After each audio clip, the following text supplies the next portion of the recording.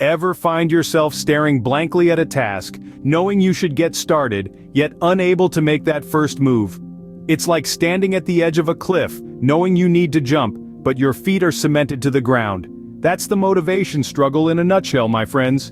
You see, we've all been there, stuck in the mud of inertia. It's a common experience that transcends age, profession, and geography. Whether it's that term paper you've been putting off, the exercise regimen you've been meaning to start, the business you've always wanted to start, or even that room you've been meaning to clean, sometimes it feels like you're stuck in a motivational limbo. You're not alone. It's a universal experience, as common as the morning coffee routine or the evening rush hour traffic. Now imagine if Thomas Edison had given up after his first few attempts at inventing the light bulb. We'd probably still be living in the dark ages, right? Or what if J.K. Rowling had thrown in the towel after being rejected by multiple publishers? We wouldn't have the magical world of Harry Potter to escape to. The point is, everyone, even the most successful people, grapple with motivation at times. It's not a character flaw, but rather a part of the human experience. So why does this happen? Why do we struggle to get started on tasks we know are important or beneficial to us? Well, it's a complex interplay of factors: fear of failure, lack of clarity, overwhelm, or sometimes sheer laziness. And let's not forget the most cunning culprit of all: procrastination. It's like that sneaky little gremlin that's always lurking around, ready to derail our best-laid plans. But before you throw your hands up in despair, remember this: the struggle for motivation is as universal as the air we breathe. But guess what? There are ways to get that engine running. It's not always about grand gestures or Herculean efforts. Sometimes it's about the small steps, the tiny victories that build momentum and create a domino effect. So, buckle up, folks. We're about to dive into the world of motivation and how to kickstart it when it's running on fumes. So, what's this elusive thing we call motivation? Well, think of it as the fuel that powers your actions. It's that little voice inside your head that says, "Yes, you can," when everything else seems to be saying, "No, you can't." In the psychological universe, there are two main types of motivation: intrinsic and extrinsic. Extrinsic motivation comes from outside of us. It's the carrot or the stick, the reward or the punishment. But intrinsic motivation, now that's where the magic happens. It's the spark that comes from within.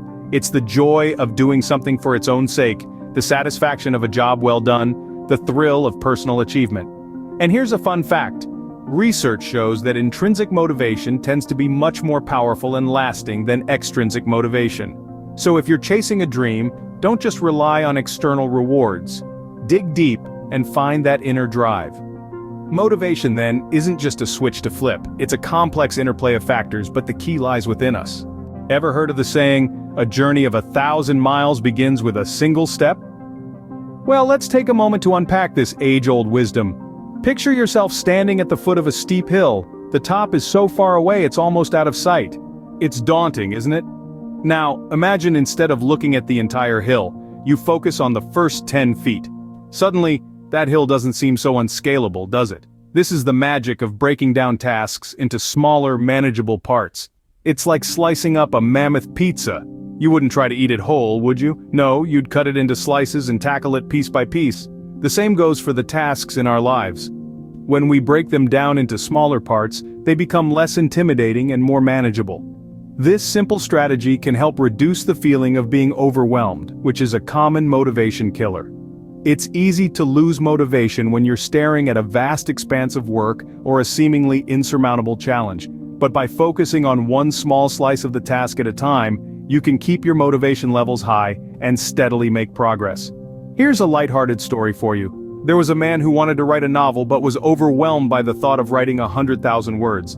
So he decided to break it down. He thought, if I write just one page a day, that's about 300 words. In a year, that's over 100,000 words, a novel. So he started writing one page each day. And guess what? By the end of the year, he had his novel. Isn't that something?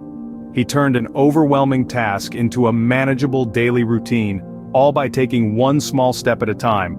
So the next time you're staring down a mountain of a task, remember, it's all about that first small step. But what about keeping the ball rolling? How do we maintain that spark of motivation? Well, let's talk about momentum. Picture this. You are a snowball rolling down a hill. At first you're just a small ball of snow, but as you roll further and further, you pick up more snow, growing larger and faster. This is just like building momentum and motivation. Now, how do you become that snowball? Simple.